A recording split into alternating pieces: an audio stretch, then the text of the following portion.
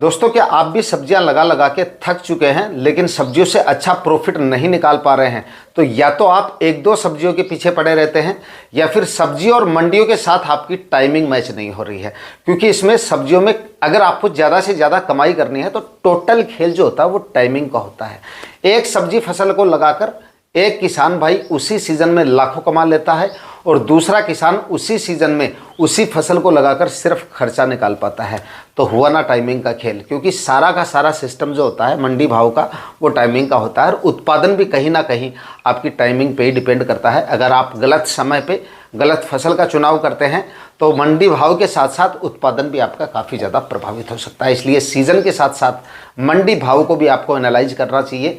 मंडियों में आपको पता रहना चाहिए, थोड़ा सा लगाने से पहले उस फसल के बारे में थोड़ा सा आपको जानकारी ले लेनी चाहिए कि 2 महीने बाद अगर मेरी फसल तैयार होती है उस समय पे मंडियों में इसकी कितनी क्या डिमांड रह सकती है।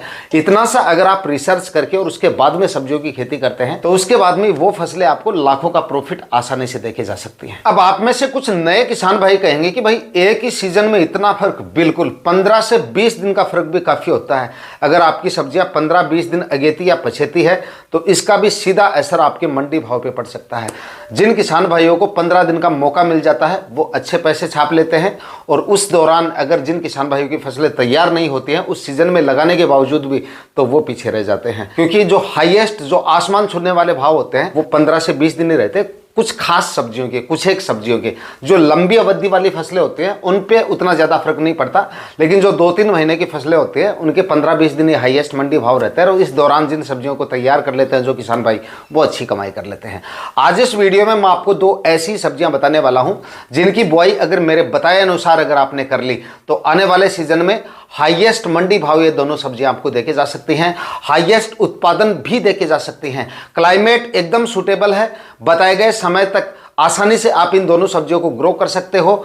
अच्छा उत्पादन अब लगाकर आप इन दोनों सब्जियों से आसानी से निकाल सकते हो। और हाँ, इन दोनों में एक फसल ऐसी है जिसको आप बिल्कुल कम खर्चे में भी ग्रो कर सकते हो।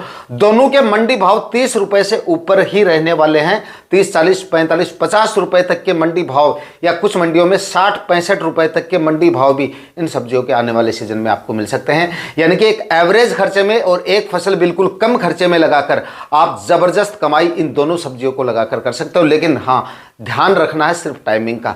अगर बताए गए समय तक आपने इन दोनों सब्जियों को ग्रो कर लिया तो प्रॉफिट आपकी जेब में। तो आज इस वीडियो में इन दोनों सब्जियों के बारे में पूरी जानकारी आपको दूंगा। सब्जियों के नाम के साथ साथ ये भी बताऊंगा कि किस फसल को कब तक लगाने पर हाईएस्ट मंडी भाव आपको मिल सकते हैं, किस तरह से आप ज़्यादा से ज़्यादा उत्पादन इन दोनों सब्जियों से निकाल सकते हैं, लगाने के सही तरीके और टॉप हाइब्रिड वैरायटियों के बारे में भी बताऊंगा। इसलिए वीडियो पे लास्ट तक बने रहना और वीडियो अगर आपके लिए इंफॉर्मेटिव रहे तो इस वीडियो को लाइक और बाकी किसान भाइयों तक भी शेयर जरूर कर देना। नमस्कार दोस्तों, मेरा नाम है सुरेश और आप देख रहे हैं खेत किसान झुंझुनू। तो दोस्तों, बात करते हैं पहली फसल के बारे में। देखिए, इसमें आपका थोड़ा सा खर्चा जरूर होगा लेकिन उत्पादन और मंडी भाव इस सीजन में लगाने पर हाईएस्ट मिलने के चांसेस है इस फसल के।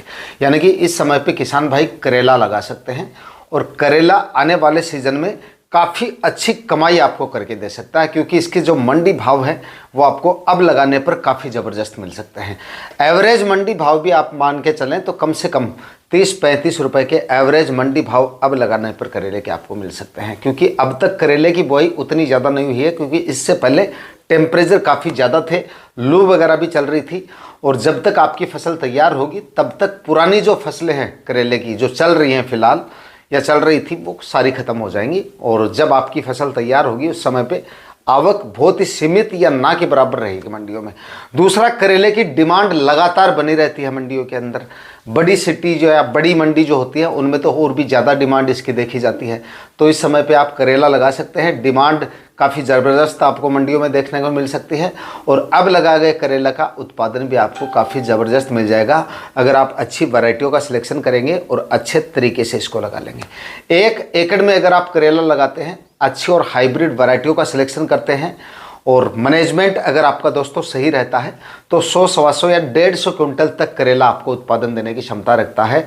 या अगर आप समय समय पे खाद उर्वरक डाल के और बहुत बढ़िया मैनेजमेंट रखते हैं, खरपतवार वगैरह भी नहीं होने देते, समय समय पे फर्टिगेशन वगैरह करते रहते हैं, तो 200 क्विंटल तक भी करेला आपको उत्पादन देने की क्षमता रखता है और लंबे समय तक आपको ये दे सकता है उत्पादन। इसलिए अगर आपको इसके 25 से 30 रुपए के मंडी भाव भी मिल जाते हैं, तब भी 2 से 2.5-3 लाख रुपए तक का प्रॉफिट आसानी से निकाला जा सकता है। लेकिन करेले की आपको भी पता है डिमांड काफ़ी ज़ोरदार रहती है, मतलब 12 महीने में हो सकता है एक आध महीना आपको ऐसा मिल जाए इत्तेफाक से जिसमें करेले के मंडी भाव 20 रुपए के आसपास या इससे नीचे आ जाए। बाकी ज़्यादातर मतलब टाइम ऐसा होता है साल भर का इसमें कि लगभग आप ये मानिए 40, 50, 60 रुपए तक के मंडी भाव भी इसके देखे जाते हैं। और जिस करेले की खेती काफ़ी अगेती की जाती है उसके 55, 60, 65 रुपए के मंडी भाव भी आपको मिल सकते हैं। तो फिलहाल हम जो करेला लगाएंगे उसकी बहुत ही सही टाइमिंग है, मंडी भाव के लिहाज से भी और उत्पादन के लिहाज से भी। लगाने के दोस्तों सही समय की बात करें तो फिलहाल अब आप इसकी बुआई कर सकते हैं, मतलब कि हाईएस्ट मंडी भाव के लिहाज से देखें तो 20-25 जुलाई तक आपको इसकी बुआई कंप्लीट कर लेनी चाहिए। बाद में लगाएंगे तो उतने ज़्यादा, शुरुआत में उतने ज़्यादा भाव आपको नहीं मिलेंगे, बाद में जाके मतलब जो हाईएस्ट मंडी भाव है ना वो आप जितना जल्दी लगाएंगे इसको उतने ही ज़्यादा आपको देखने को मिल सकते हैं। तो लगभग आप ये मानिए 20-25 जुलाई तक भी आप इसकी बुआई कंप्लीट कर लेंगे तो भी हाईएस्ट मंडी भाव इसके आपको मिल सकते हैं। लेकिन एक एवरेज मंडी भाव तो फिर भी हम इसके लेके चल ही सकते हैं अगर जुलाई के अंत में भी लगाते हैं। एवरेज मंडी भाव का मतलब 20-25 रुपए के मंडी भाव।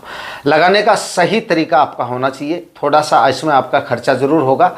अगर आप बरसात के सीज़न में इसको आप लगाते हैं तो ऊंचे मैट बना के यानी कि बेड बना के और उसके बाद में प्लास्टिक मल्च वगैरह भी आपको इसमें लगानी पड़ेगी। अच्छी मात्रा में 4-5 ट्राली सड़ी हुई गोबर की खाद आपको डालनी पड़ेगी इसमें।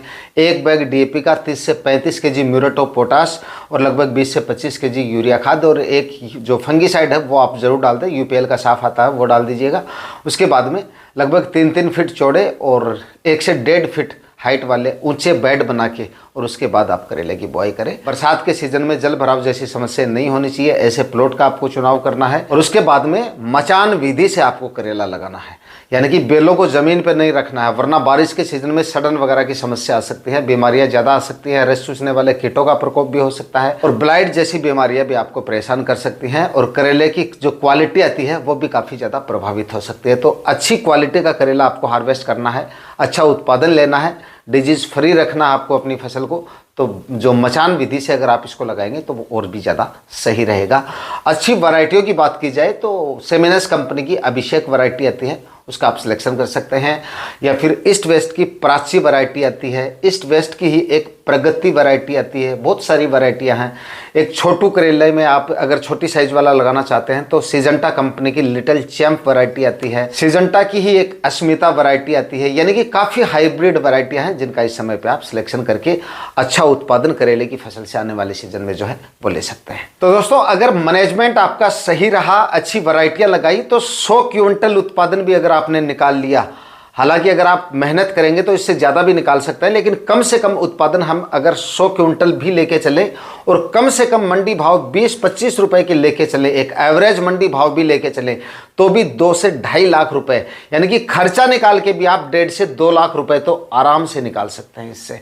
तो आने वाले सीजन में करेला आपको ज़रूर लगाना चाहिए। पहली बार लगा रहे हैं तो थोड़े एरिया से आपको शुरुआत करनी चाहिए। पहली बार जो सब्जियां आप लगा रहे हैं जिनके बारे में आपको बिल्कुल भी अनुभव नहीं होता है, यानी कि रोग डिजीज वगैरह का, फर्टिगेशन वगैरह का अगर आपको अनुभव नहीं है तो थोड़े एरिया से आपको शुरुआत करनी चाहिए और उसके बाद में अगली बार अगर आपको अच्छी इनकम हो जाए उससे तो अगली बार आप एरिया थोड़ा बढ़ा भी सकते हैं। लेकिन पहली बार जिन सब्जियों की खेती आप करें थोड़े एरिया से शुरुआत करें और 2-3 सब्जियों का साथ में सिलेक्शन करें। कभी भी एक आध फसलों के भरोसे आपको बिल्कुल नहीं रहना चाहिए। इसके बाद में दोस्तों बात करते हैं अगली फसल के बारे में और वो है देसी टिंडा, यानी कि टेंसी की खेती किसान भाई इस समय पे कर सकते हैं। आने वाले सीजन में ये फसल बाकी सब्जियों के मुकाबले बिल्कुल कम खर्चे वाली फसल भी आप इसको कह सकते हैं, क्योंकि इसमें आपको ना ही तो प्लास्टिक मल्च लगाने की जरूरत पड़ेगी, अगर आप चाहें तो लगा सकते हैं, अदरवाइज कोई ज़रूरत नहीं है। बिना प्लास्टिक मल्च के भी अगर खरपतवार वगैरह अगर आप निकाल सकते हैं हाथ से, यानी कि खरपतवार अगर आप मैनेज कर लेंगे उसके बाद इसमें प्लास्टिक मल्च की कोई ज़्यादा ज़रूरत नहीं रहेगी। दूसरा, मचान भी तैयार करने की ज़रूरत नहीं रहेगी इसमें, आपको ज़मीन पे ही आप इसकी खेती कर सकते हैं, क्योंकि इसकी बेल वगैरह जो है वो उतनी ज़्यादा नहीं फैलती हैं, तो ज़मीन पे लगाकर भी इससे अच्छा उत्पादन निकाला जा सकता है। ब्लाइट वगैरह की समस्या इसमें उतनी ज़्यादा नहीं देखी जाती है जितनी ज़्यादा बाकी फसलों में आती हैं। बस फ्रूट फ्लाई का अटैक होगा जो कि बाकी हर एक फसल में होता है, उसके लिए आपको थोड़ा मैनेजमेंट या फ्रूट फ्लाई ट्रैप या स्प्रे वगैरह निकालने पड़ सकते हैं। बाकी और कोई ज़्यादा समस्या इसमें आपको देखने को नहीं मिलती है। तो 15-20 हज़ार रुपये का आपका जो मचान वगैरह का या उसकी बेगार जो है वो काफ़ी हद तक कम हो जाती है। दूसरा, डिजीज़ बहुत कम देखने को मिलती है, फर्टिगेशन उतने ज़्यादा नहीं करने पड़ते हैं, खाद उर्वरकों का खर्चा भी मतलब बाकी सब्जियों से काफ़ी कम है। पहले भी आप कम डाल सकते हो, बेसल डोज में भी कम ले सकते हो, और उसके बाद में फर्टिगेशन में भी 1-2 ज़रूरी फर्टिगेशन और माइक्रोन्यूट्रिएंट्स वगैरह 1-2 बार डाल दीजिएगा। उसके बाद में बिल्कुल कम खर्चे में ज़बरदस्त उत्पादन ये फसल आपको देने की क्षमता रखती है। मंडी भाव की बात करें तो एवरेज मंडी भाव 30-40 रुपए के देसी टिंडे के आराम से मिल जाते हैं, चाहे आप किसी भी सीजन में कभी भी इसको लगा दीजिएगा। कुछ एक मंडियों की मैं नहीं कह सकता, क्योंकि कुछ एक मंडियाँ ऐसी होती है, कुछ एक क्षेत्र ऐसे हैं जहाँ पे इसकी खेती बहुत ज़्यादा होती है। जैसे हमारे एरिया में या सिक्कर साइड में भी काफ़ी ज़्यादा खेती होती है इसकी, तो उन क्षेत्रों को छोड़ के वहाँ पर हो सकता है आपको इस सीज़न में लगाने पर जो 20-25 रुपए के एवरेज मंडी भाव तो हमारे एरिया में भी आराम से मिल जाते हैं। लेकिन जहाँ पे इसकी खेती कम या सीमित होती है वहाँ पर 35-40-45 रुपए तक के मंडी भाव भी इसके आपको आराम से मिल जाते हैं, और उत्पादन भी इसका काफ़ी ज़बरदस्त मिल जाएगा। बीज का खर्चा काफ़ी कम है बाकी सब्जियों के मुकाबले। हाइब्रिड बीज जो बाकी कंपनियों के अगर हम लेते हैं, बाकी सब्जियों के अगर हम लेते हैं तो काफ़ी कॉस्टली आते हैं, इसका बीज का खर्चा काफ़ी कम है। उसके बाद में आप अच्छी वैरायटियाँ एक बार खरीद लीजिए, उसके बाद में घर पे ही आप इसका अगली सीज़न के लिए बीज तैयार भी कर सकते हैं। मतलब यानी कि फलों से घर पे तैयार किया गया बीज भी आपको उतना ही उत्पादन और उत्पादन की क्वालिटी देने की क्षमता रखता है। अब दोस्तों, प्लास्टिक मल्च और मचान विधि से इसको ना लगाने के लिए मैंने सिर्फ कुछ किसान भाइयों के लिए एक विकल्प बताया है जो कम खर्चे में सब्जियां लगाना चाहते हैं। बाकी इसमें कोई मना ही नहीं है कि आपको इसमें प्लास्टिक मल्च लगानी नहीं है, मचान विधि से तैयार आपको इसको करना ही नहीं है, लगा सकते हैं। जो किसान भाई प्लास्टिक मल्च लगा सकते हैं वो लगा लीजिए, अच्छी बात है। खरपतवार भी नहीं होगा और मतलब मैनेजमेंट भी आपकी फसल का बाकी बढ़िया रहेगा, क्योंकि खरपतवार के लिए बार बार आपको इसमें जो है बेगार नहीं करनी पड़ेगी। और मचान वगैरह तैयार करते हैं तो इसमें क्वालिटी आपको अच्छी मिलती है, फलों की क्वालिटी अच्छी मिलेगी, और थोड़ा सा कीटों का प्रकोप भी थोड़ा कम हो जाएगा। वो एक उन किसान भाइयों के लिए विकल्प है जो थोड़े एरिया में लगाना चाहते हैं, खर्चा बिल्कुल कम करना चाहते हैं। बाकी आप थोड़ा खर्चा करके इसको लगाते हैं तो उत्पादन और बेहतर आप निकाल सकते हैं, उत्पादन की क्वालिटी और अच्छी निकाल सकते हैं। अच्छी वैरायटियों का सिलेक्शन जरूर कर लीजिएगा। पहली बार अगर आप बीज खरीद रहे हैं मार्केट से तो अच्छी वैरायटियाँ खरीदें। अच्छी वैरायटियों में अब माहीको कंपनी की माही टिंडा आती है, उस वैरायटी को सिलेक्शन कर सकते हैं। दूसरा, ईस्ट वेस्ट कंपनी की भटिंडा वैरायटी आती है, इसका भी आप सिलेक्शन कर सकते हैं। और ये दोनों ऐसी वैरायटियां बताई हैं जो ऑल इंडिया में आपको कहीं भी मिल सकती हैं। अपने नज़दीकी सीड स्टोर से आप इन वैरायटियों को परचेज कर सकते हैं। बाकी ऑनलाइन अगर मिलेंगे तो वीडियो के डिस्क्रिप्शन में मैं लिंक डाल दूंगा, वहाँ से भी आप इनको परचेज कर सकते हैं। अब आपको एक बोनस टिप दे दूं इस वीडियो की कि आपको इनमें से कौन सी फसल लगानी चाहिए, कौन सी फसल इन दोनों में से सबसे ज़्यादा कमाई करके दे सकती है। तो देखिए, आपको इन दोनों में से दोनों का सिलेक्शन करना है, कोई दिक्कत नहीं। लेकिन करेले की फसल आपको थोड़ी ज़्यादा एरिया में लगानी चाहिए, और जो टिंडा है इसकी खेती आपको थोड़े कम एरिया में करनी चाहिए। क्योंकि उत्पादन देखा जाए ऐसी फसलों का सिर्फ मंडी भाव की तरफ ही हमें नहीं भागना चाहिए, उत्पादन की तरफ भी थोड़ा ज़्यादा ध्यान देना चाहिए। और समय कितने, कौन सी फसल कितने समय तक चल सकती है ये भी हमें थोड़ा देखना चाहिए। तो करेला आपको थोड़ा ज़्यादा समय तक उत्पादन देने की क्षमता रखता है और उत्पादन भी ज़्यादा देने की क्षमता रखता है।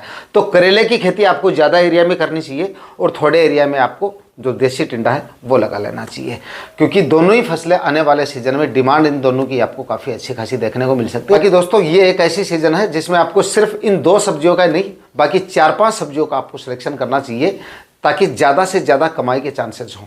जितनी ज़्यादा सब प्रकार की सब्जियां आप लगाएंगे, कमाई के चांसेस उतने ही ज़्यादा रहेंगे।